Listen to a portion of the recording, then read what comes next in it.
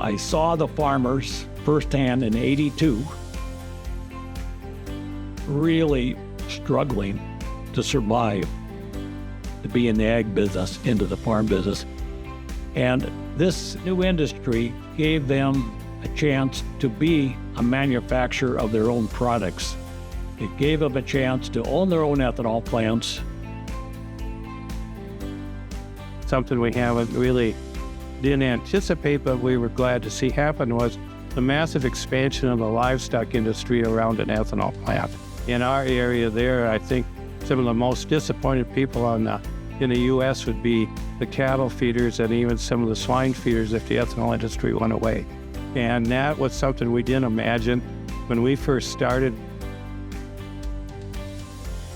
We were all just looking for a way to add some value to the corn that we produced because we were struggling year in, year out to try to get to $2.50 for corn. And it was a real challenge to do that. So we were looking for every nickel and dime that we could get to add value to our corn. And I thought, well, this may be some way that I can do that and it would be different than what other people are doing.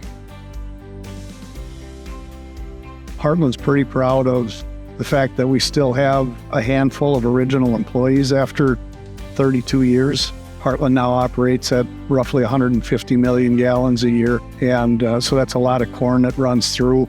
That money turns in our local communities many times, and it's been a big benefit to the whole area. And today, we see a lot of volatility in grain prices, but today the farmers are stronger. The implement dealers are doing well. Our local communities are strong because of this ethanol plant being here today.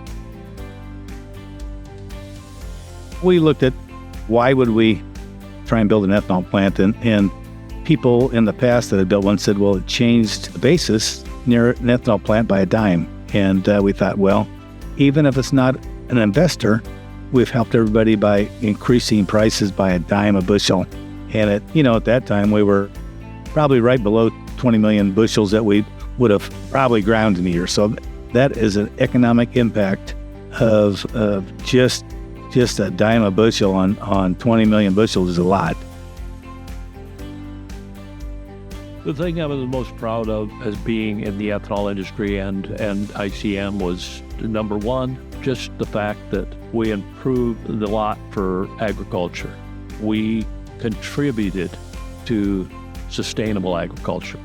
1/3 of the corn grown in the U.S. goes into fuel ethanol, and that results in a bunch of high-protein distillers grains that goes into the livestock market, the hog market, the chicken market. So we have influenced all aspects of agriculture with the fuel ethanol industry. The nutritionists found ways to incorporate the DDGs into rations and make it profitable to feed them. And actually now I believe they are able to create lower cost rations because of the DDGs. And that's fortunate for everybody in Iowa and throughout the Midwest, because those dollars fed to the livestock industry and our corn growers, get turned over in the community 5 to 7 times. And that's a huge multiplier for economic development. I think there's always going to be a place for renewable energy, especially renewables. But there's going to be a place for corn ethanol, I think, from here on out. I think it's going to be very important for our country to have all kinds of energy available to us. And we've proven how successful we can be, how much we can provide.